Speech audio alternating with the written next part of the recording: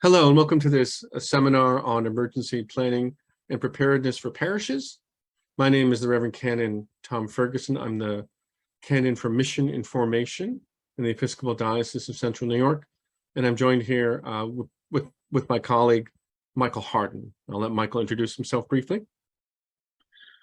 Hello, everyone. I am Michael Hardin. I'm a parishioner at Trinity Episcopal Church here in Watertown, New York.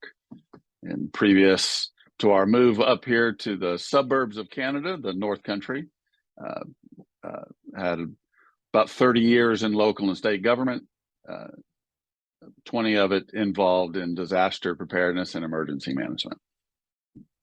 Thank you. We have two other members of our planning team, David Ward and Tom Margrave, both of whom have some extensive experience in emergency planning and development, and we're participated in the planning that went into the presentation that we'll have for you, and for the template for creating your own emergency preparedness plan in your parish. David Ward and Tom Margrave were instrumental in working with Michael and I in helping develop these resources, and these resources in turn are based on and incorporate models and standards of best practices from the Federal Emergency Management Association, the Department of Homeland Security, and Episcopal Relief and Development, the Red Cross, among other organizations that have resources and templates for emergency planning and disaster preparedness. In this video, we're going to do two things. We have a brief presentation, which gives an overview of emergency planning and preparedness. And then we will briefly show you what a kind of template for developing an emergency plan for your own parish might look like. There are a number of different models out there, and in the resources we have links to those, but we also have what kind of a basic general emergency template plan for a parish might be.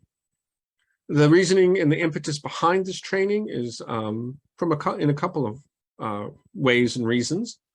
One is we have all seen a lot of the tragedy and violence in our world. We've seen public shootings in places as close to home as Buffalo for us here in Central New York, but also in an Episcopal church in the Diocese of Alabama. So we've seen this violence in our world and in some of our parishes. And especially with some of the hurricanes this summer, we've been reminded of the need for emergency preparedness in response to natural disasters. Whereas in addition to some of the brokenness of this world and the violence in this world, we also live in an unpredictable world where we have a number of kind of emergencies and disasters that we face. So let's get to it, and we will show you a brief presentation. Michael and I will alternate leading us through this, and then we will briefly walk through what a template for an emergency plan in your parish would look like. So emergency preparedness for church organizations. We begin with this quote from Jesus, where he told his disciples when he was sending them out into the world. He said, "I'm sending you out as sheep among wolves, so be as wise as serpents and innocent as doves."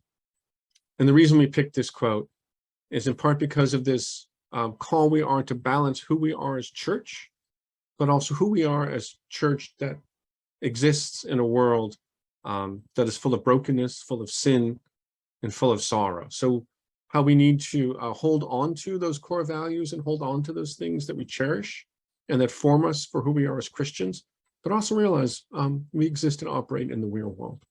And Jesus said this to his disciples too when he was sending them out. Be as innocent as a dove and wise as a serpent, balancing those different components. As I mentioned in my brief overview, we've seen how we live in such a broken world with mass shootings in our society, mass shootings in one of our Episcopal houses of worship.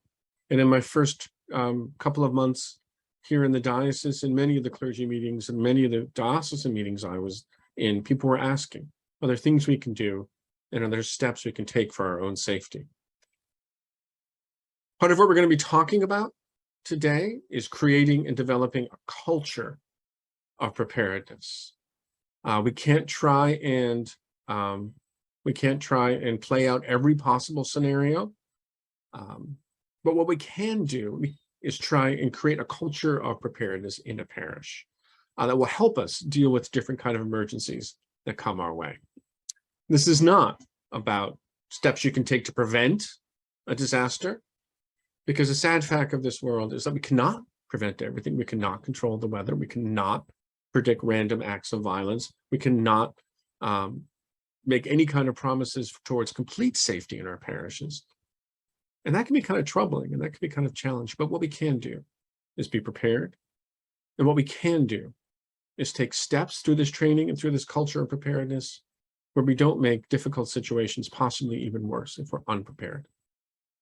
And two biblical verses that have helped shape and frame this culture of preparedness, where Jesus says to his disciples in the Gospel of Matthew, keep awake because you do not know the day or the hour. Be prepared because we don't know what's coming. And also that commitment to making our communities as safe as they can be, and our responsibility to keep our communities as safe as they can be, as Jesus cared for those who followed him, but did everything he could to care for his disciples when he said to them, this was to fulfill the word that he had spoken. I did not lose a single one of those whom you gave me.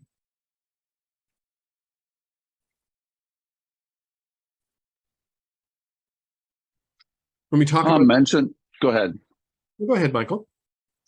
Tom mentioned the culture of preparedness and how organizations can come together and deal with situations that occur. We like to look at it from a standpoint of it building a fabric of preparedness, sewing and weaving pieces of threads together so we could become strong, we become flexible. We bend where we need to bend, and it gives us the flexibility to deal with the types of situations that will affect us.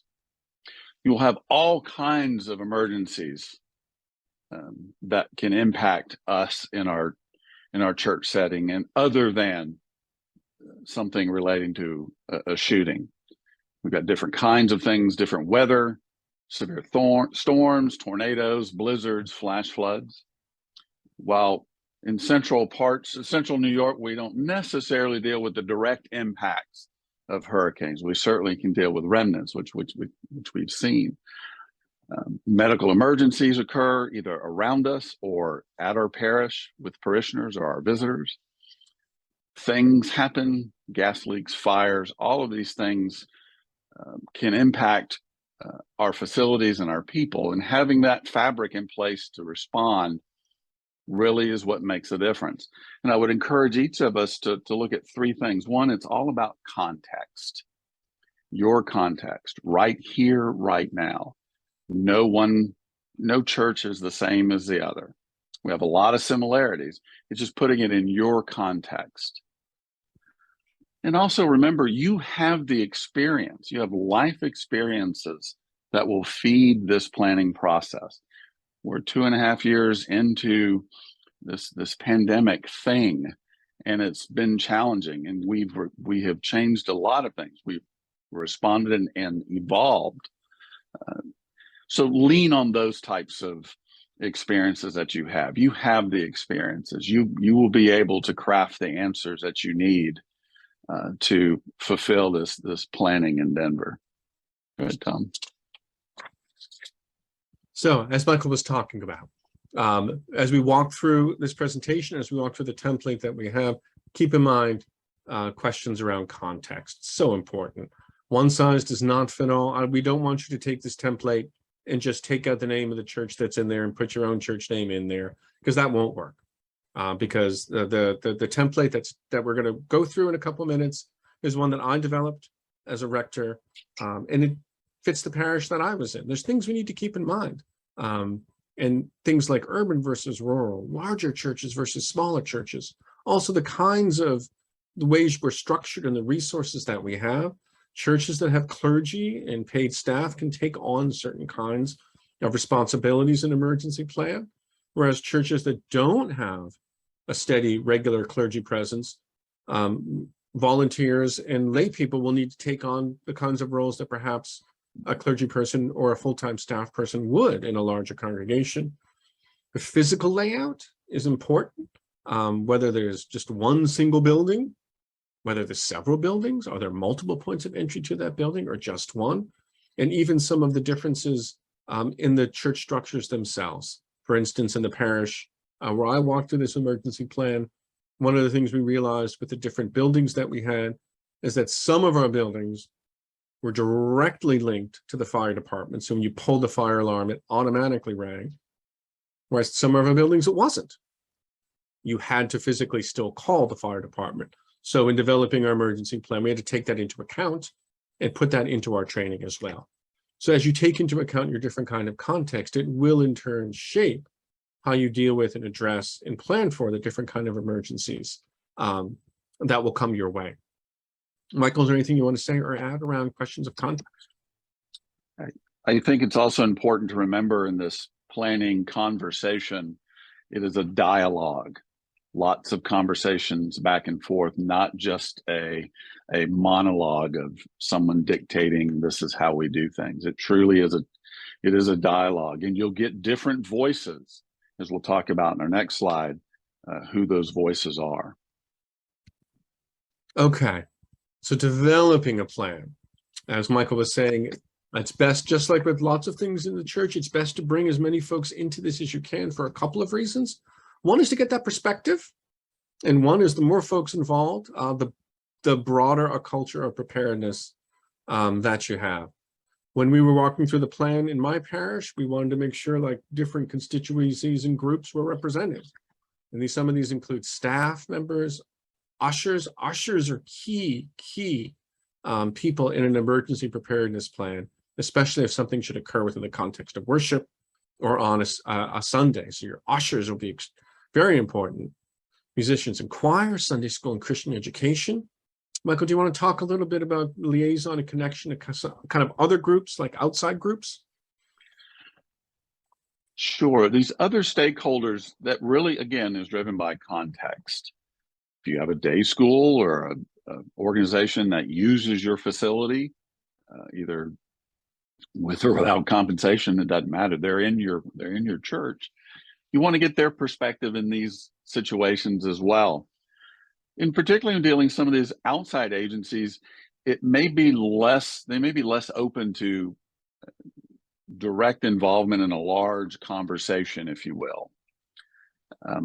But don't forget the recovery type organizations, the 12-step organizations.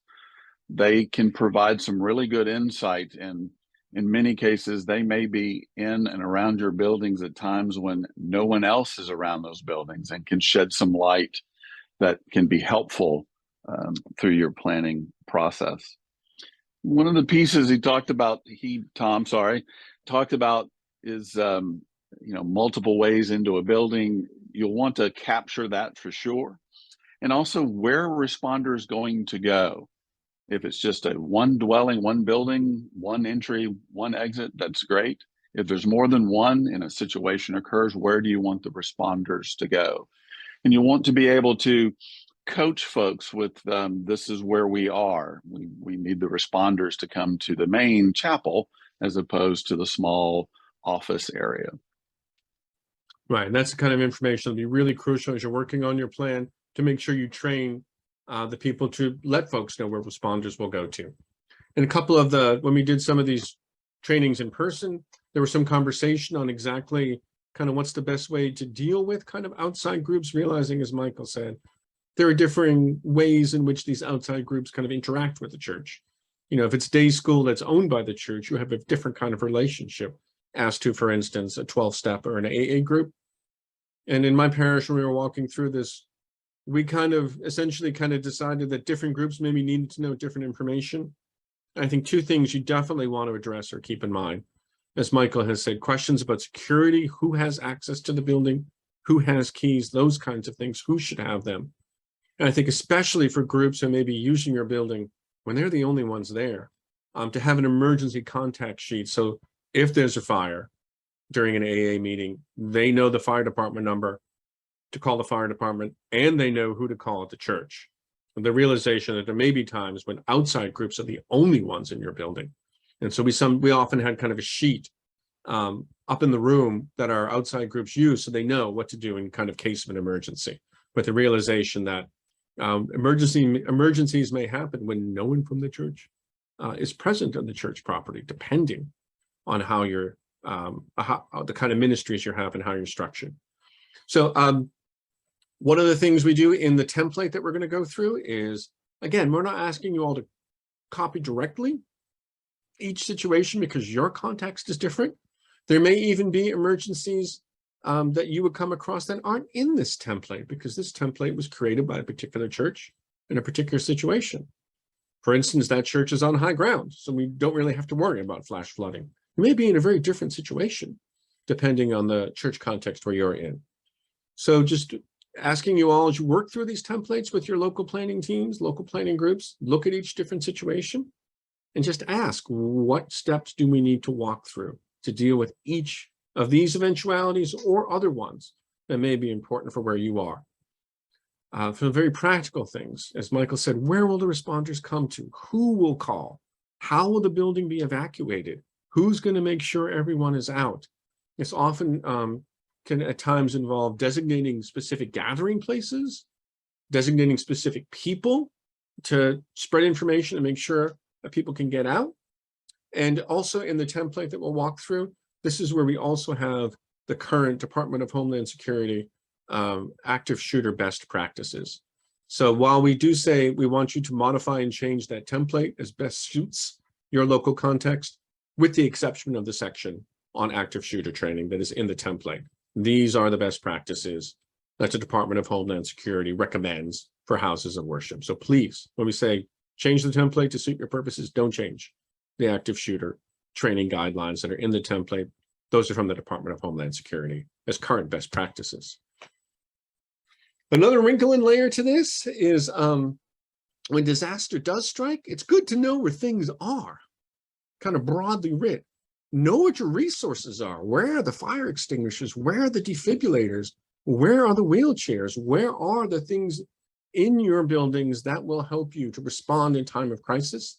Make a map of them, put that map in your emergency plan, put that map of where things are in an important part of your building.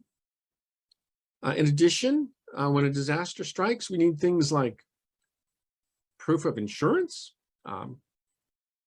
insurance policies, those kinds of things. So make sure you know where these are, particularly documents like marriage and baptismal records that need to be kept securely.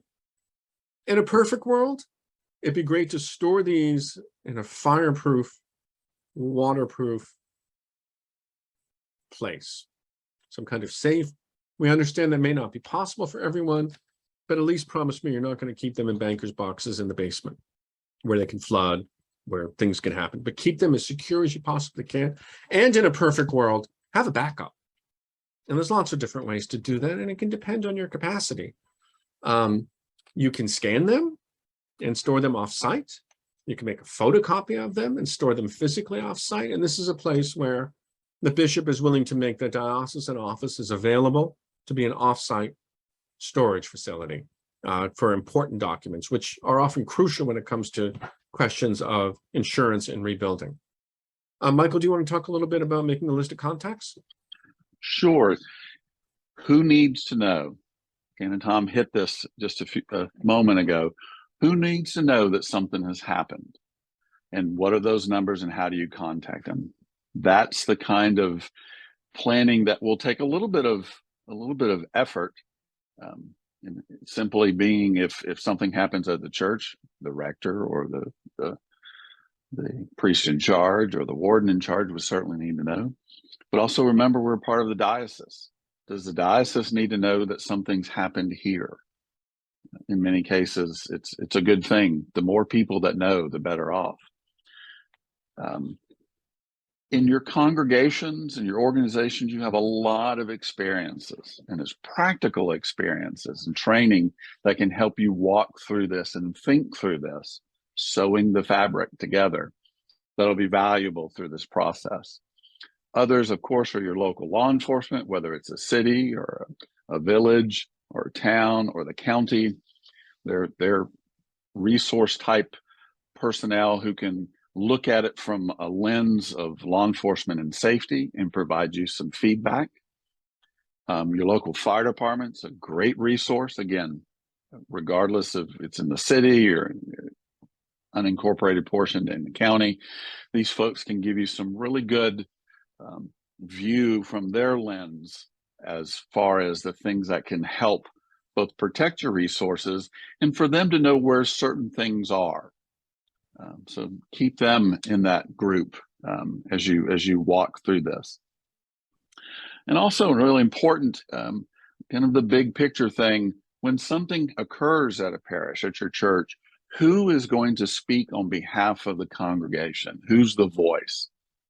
And it doesn't necessarily have to be a specific name. It may be specific by title. It's the rector or the priest in charge or the warden, so that the information that's being presented out to the public, that's being out that something has happened, is coordinated from within the organization and coordinated throughout those who are responding, the first responders as well as the diocese. Tom? Great. We're about to go we're winding down this portion of the presentation. We're going to segue into kind of walking you through the emergency plan template. But as we think about this, we return to this notion of creating a culture of preparedness. That this is not just about coming up with a plan and then sticking it on a shelf somewhere. The plan is only as good as its implementation, and it's only as good as the training that people have in the parish. I encourage you to establish an emergency preparedness committee, whether this is a subcommittee of the vestry or kind of a standalone committee in your parish. I encourage you to review the emergency plan annually, because things may have come up, things may change. You may sell a building, you may acquire a building. Things change over the years. So review the plan and make any necessary changes to it. One of the things I did when I was a parish rector is we had a vestry retreat each year after the new vestry was elected at annual meeting. And one of the things we did was walk through the emergency plan. There were new vestry members who needed some training on it, and the older ones could use a refresher. Regularly trained staff and other relevant volunteers in the emergency plan. We all have a lot of turnover in our ministries, turnover in ushers, acolytes, those kinds of things. Make at least kind of an annual training, and make it a part of when new people join a ministry or become part of a ministry to have opportunities for training. One of the things that was helpful in discussing this with my own vestry is some of the parallels with Safe Church training. Safe Church training is not just about checking a box, as important as that is to make sure that people who are going to have contact with children have that kind of training. That's very important, but it's not just about that. That Safe Church training is also, the more people you have trained, the greater capacity for the organization as a whole to be prepared. You're building depth, and you're building that culture of preparedness, which will help you respond in better, in more efficient ways when disasters or when emergencies do strike. We have a list here of some resources. The Episcopal Relief and Development Preparedness Guide is one I'd strongly recommend, in part because it's a good overview, but also because this has a really great pre-formatted checklist of what documents you need to have, who you need to contact in the diocese, what are the numbers for your local community. They have all these pre-made kind of checklists. So particularly this Episcopal Relief and Development Preparedness Guide. Some of the active shooter training things we have are drawn from the Department of Homeland Security and FEMA preparedness sites. Michael, do you want to talk a little bit about some of the other resources here? Sure. There are other resources that can help you kind of chew this in small bites. From the Small Business Administration, you may think, what's the Small Business Administration going to help me with this disaster preparedness for my church? We are a business. There's a lot of components that will help you kind of work through and think through how it relates to you, your context, right here, right now. I like to remind everyone to relate more than compare to. The second link there is very helpful. I do believe it relates to faith-based organizations, houses of worship, specifically for what we're working through in our context here. We also have a link to a great program relating to the power of hello, just simply interacting with someone, and gives you some talking points to be able to say hello. Is there really a problem? Help us kind of guide through some uneasy times that we're faced in our parishes. And also the security guide there helped mitigating, a big fancy word, which basically means reducing the impacts of situations that impact us at our houses of worship. One of our good points that we learned early in this conversation, and it's always worth repeating, this is a hard conversation, and talking about preparedness, regardless of the type of emergency, can be very scary and can be very hard and can bring back memories of things that have happened to all of us. And just recognize that and lean on that a little bit to help you and your parish, your organization to work through this. It's worth recognizing. Tom? Thank you, Michael. That's really important. And this is one of the things that came up when I was discussing this in my own parish too, and in other contexts, is these conversations can be difficult ones to have, and they can trigger people's anxiety, and they can trigger people who may have been through past kind of trauma.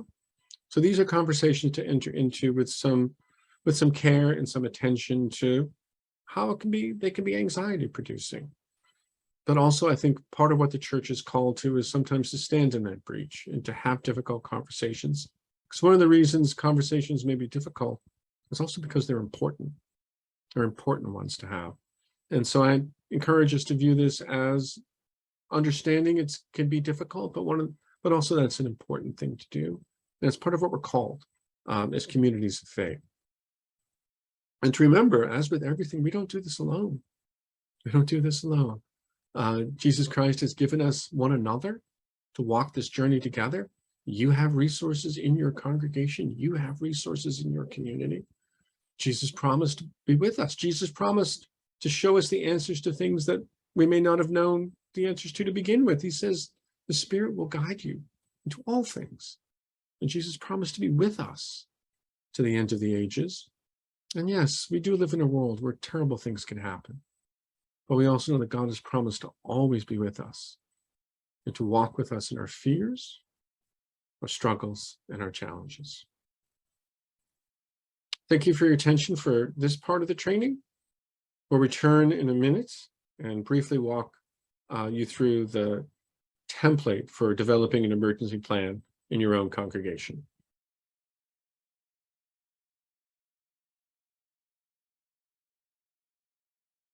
Thanks for coming back.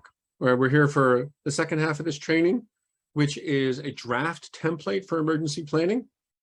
As I mentioned in the first part, this is intended to be a simple, straightforward template for parishes to implement emergency responding. And again, we will ask you to please keep in mind many of the things we talked about in the first part of our presentation. Have important constituencies present as part of this planning. Take advantage of local resources, community service officers for the local law enforcement and fire department. Think about the different scenarios you want to have a plan for, realizing your context is important. I was having this conversation once, and someone shared that their parish was located near a nuclear power plant. So they had to be aware of the emergency horns that in case there was a nuclear situation. So depending on your context, you may have scenarios to plan for that aren't in this template. And so for each scenario that you may have, determine actions to be taken and who will take those actions. And again, be sure to train people on a regular basis. Okay, we have some resources here for some of the checklist documents that we have. We have also a couple of other templates if you want to look at some different templates. There's one here from the Episcopal Diocese of Southern Ohio, which is more detailed, and a template from the Episcopal Diocese of Texas. These are both parish-based templates developed by other dioceses in the Episcopal Church. And as it's laid out here, this is a short, straightforward plan drawn from FEMA and ERD resources. And we'll have this available in a Word document on the diocesan website, so you can download it and cut and paste and take out the things that don't apply to you and modify the things that do apply to you. And not to walk you through each one of these, but just as kind of a model and example of what it means to work through one of these kinds of scenarios. One of the ones we have is if there's a medical emergency during church. If there's a medical emergency, there's some things you got to figure out what to do. Who's going to address the situation? Who's going to call for an ambulance? Who's going to make the decision whether this is something where the sanctuary needs to be evacuated? There's decisions that need to be made. There's people that need to be called. If you're going to clear the sanctuary, what we have the gathering points listed here. So this is the kind of thing to look at these scenarios and think about and walk through different ones. As I mentioned in the first part of the presentation, as you walk through these things, and if you have those constituencies present, you may find out some of the actions you'll need to take. When we were walking through the fire alarm situation, as I mentioned, that's when we realized that our two buildings were set up in two different ways with the fire department, where one required an actual physical call, one did not. All you had to do was pull an alarm and it would automatically ring there. When it comes to questions about clearing the building, this is where having a bunch of different sets of eyes is helpful. One of the examples I like to give is when we were talking about, okay, there's a fire alarm. We need to send people through the building to make sure everyone's out. We said, we'll send this person to go to the Sunday school classroom and make sure the Sunday school classrooms are evacuated. And we said, we'll send the organist to go tell the choir members. And one of the choir members said, the men's choir robes and the women's choir robes are in two different closets and they're at opposite ends of the basement.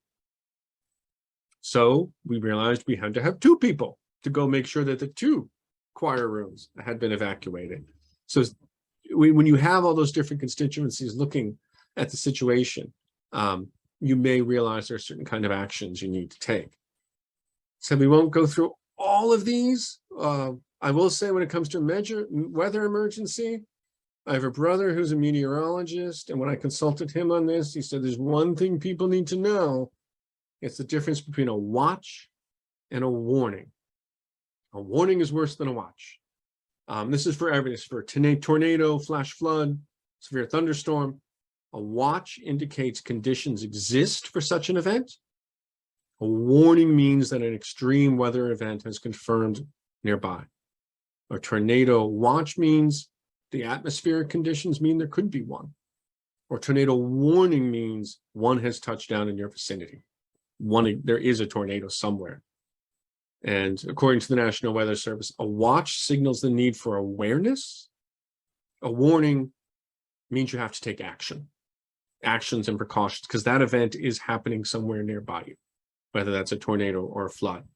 So I can fulfill my obligation to my brother, the meteorologist, to make clear this distinction between a watch and a warning. Michael, do you want to say anything about the conditions in the template before we start, as we start to get into dealing with disruptive or dangerous persons on the premises? No, I think you've hit it right on the head. We all have experiences from living here in the North Country or from other wonderful places throughout the country and the world. And you can bring those together to help you walk through and know that this is the time for us to think, this is the time for us to do some preparedness actions, and this is the time to react and or hunker down. Thank you. Beginning with number 4 here in the template, this is where the Department of Homeland Security's best practices for dealing with an active shooter. And I ask you to please go through these with your trainers. These are situations where, when the reality is, we cannot, there's very few things we could do to prevent this, but this kind of training is extraordinarily important. Should a horrific event like this occur, to not make a really, really awful situation potentially worse. It follows general best practices in this order: to run, first try and get out of the building, get away from the situation. Hide, if unable to flee, then to hide in as secure a location as you can. And what to do when you're hiding: things like turn off your cell phone so people can't hear it.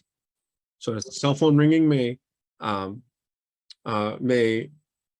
indicate there are people in that area, way to remain quiet, ways to reinforce doors and those kinds of things.